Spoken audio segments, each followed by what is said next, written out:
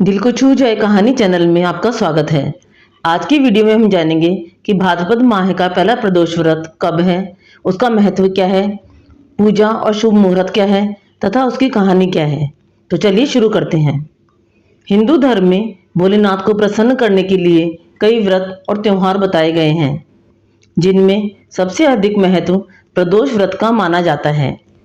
हर माह की कृष्ण और शुक्ल पक्ष की त्रयोदशी तिथि को प्रदोष व्रत रखने का विधान है। मान्यता है इस व्रत में शाम के समय जो शिव पूजा करता है उसके समस्त कार्य और मनोकामनाएं सिद्ध हो जाती हैं। भादो का पहला प्रदोष व्रत भौम प्रदोष व्रत होगा, इसलिए इसका महत्व और बढ़ गया है। सितंबर और भाद्रपद माह का पहला प्रदोष व्रत 12 सितंबर 2023 मंगलवार को रखा जाएगा। मंगलवार होने से ये भौम प्रदोष व्रत कहलाएगा। शास्त्रों में सोम, शनि और भूम प्रदोष व्रत बहुत महत्वपूर्ण माने जाते हैं। भूम प्रदोष व्रत में शिव पूजा करने से हनुमान जी की भी कृपा प्राप्त होती है। पांचांग के अनुसार भाद्रपद माह के कृष्ण पक्ष की त्रयोदशी तिथि 11 सितंबर 2023 को रात 11:52 पर शुरू होगी और 13 सितंबर 2023 को प्रातः 2:21 पर इसका समापन होगा। भौम प्रदोष पूजा का मुहूर्त होगा शाम 6:30 बजे से रात 9:49 तक।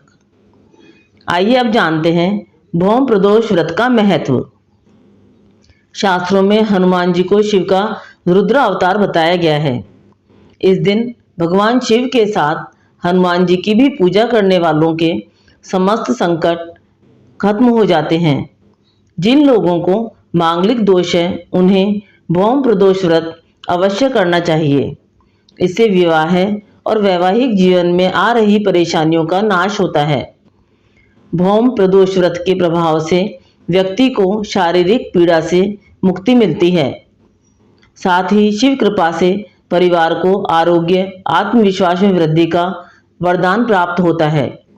मंगल ग्रह की शांति के लिए भी ये व्रत बहुत ही खास है।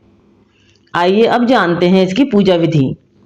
सुबह स्नान करने के बाद व्रत का संकल्प लें। बजरंग बली को चौला चढ़ाएं। शाम को दोबारा स्नान करने के बाद शिव जी की विधिवत पूजा करें। मंगलवार को पड़ने वाले प्रदोष व्रत और पूजा से उम्र बढ़ती है और सेहत भी अच्छी रहती है। आइए अब सुनते हैं भौम प्रदोष व्रत की कथा। एक समय की बात है, एक स्थान पर एक वृद्ध महिला रहती थी। उसका एक बेटा था।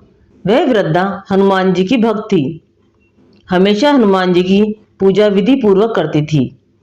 मंगलवार को वह हनुमान जी की विशेष पूजा करती थी। एक बार हनुमान जी ने अपने भक्त उस वृद्धा की परीक्षा लेनी चाहिए। वे एक साधु के वेश धारण करके उसके घर गए। उन्होंने आवाज लगाते हुए कहा कि कोई है हनुमान भक्त जो उनकी इच्छा को पूर्ण कर सकता है। जब उनकी आवाज उस वृद्धा के कान में पड़ी तो वह जल्दी से बाहर आई। उसने साधु को प्रणाम किया और कहा कि आप अपनी इच्छा बताएं। इस पर हनुमान जी ने उससे कहा कि उनको भूख लगी है, वे भोजन करना चाहते हैं, तुम थोड़ी सी जमीन लीप दो। इस पर उसने हनुमान जी से कहा कि आप जमीन लीपने के अतिरिक्त कोई और काम कहें, उसे वह पूरा कर देगी। हनुमान जी ने उससे अपनी बातों को पूरा करने के लिए वचन लिया। तब उन्होंने कहा कि अपने बेटे को बुलाओ, उसकी पीठ पर आग जला दो, उस पर ही वे अपने लिए भोजन बनाएंगे। हनुमान जी की बात सुनकर वह वृद्धा परेशान हो गई। वह करे भी तो क्या करे। उसने हनुमान जी को वचन जो दिया था, उसने आखिरकार बेटे को बुलाया और उसे हनुमान जी को सौंप दिया। हनुमान जी ने उसके बेटे को जमीन पर लिटा दिया और वृद्धा से उसकी पीठ पर आग जलवा दी। वह वृद्धा आग जलाकर घर में चली गई। कुछ समय बाद साधु के वेश में हनुमान जी ने उसे फिर बुलाया। वह घर से बाहर आई तो हनुमान जी ने कहा कि उनका भोजन बन गया है, बेटे को बुलाओ ताकि वह भी भोग लगा ले। इस पर वृद्धा ने कहा कि आप ऐसा कहकर और कष्ट न दें, लेकिन हनुमान जी अपनी बात पर अडिग थे। तब उसने अपने बेटे को भोजन के लिए पुकारा। वह अपनी माँ के पास आ गया। अपने बेटे को जीवित देखकर वह आश्चर्यचकित थी। वह उस साधु के चरणों में नतमस्तक हो गई। तब हनुमान जी ने उसे दर्शन दिए और आशीर्वाद दिया। ये थी भौम प्रदोष व्रत की कथा। आइए अब जानते हैं इसके उद्यापन की विधि। कर्ज से मुक्ति दिलाने और स्वास्थ्य संबंधी परेशानियों को दूर करने के लिए भौम प्रदोष व्रत रखा जाता है। मान्यता है कि इसे रखने से 2 गायों को दान करने का पुण्य प्राप्त होता है। लेकिन प्रदोष का व्रत एक बार में 11 या 26 प्रदोष तक ही रखा जाता है। इसके बाद उद्यापन कर देना चाहिए, तभी इसका लाभ मिल पाता है। त्रयोदशी तिथि आने पर भौम प्रदोष व्रत का उद्यापन करें। उद्यापन से एक दिन पहले श्री गणेश का पूजन किया जाता है। रात में जागरण कर कीर्तन करें। सुबह जल्दी उठकर मंडप बनाएं। मंडप को वस्त्रों और 5 रंगों की रंगोली से सजाकर तैयार करें। प्रसाद में खीर बनाएं। इसके बाद वहां एक चौकी पर भगवान की प्रतिमा रखें।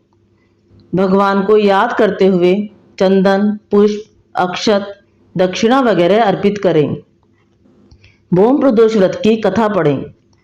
इसके बाद ओम नमः शिवाय मंत्र का कम से कम 108 बार रुद्राक्ष की माला से जाप करते हुए प्रसाद की खीर से आहुति दें। फिर भगवान शंकर की आरती करें। पूजा के अंत में गरीबों और ब्राह्मणों को भोजन कराकर प्रसाद बांटें। आपको ये जानकारी अच्छी लगी तो वीडियो को लाइक व शेयर करें। चैनल पर नए हैं तो चैनल को सब्सक्राइब करें। कहानी सुनने के लिए धन्यवाद।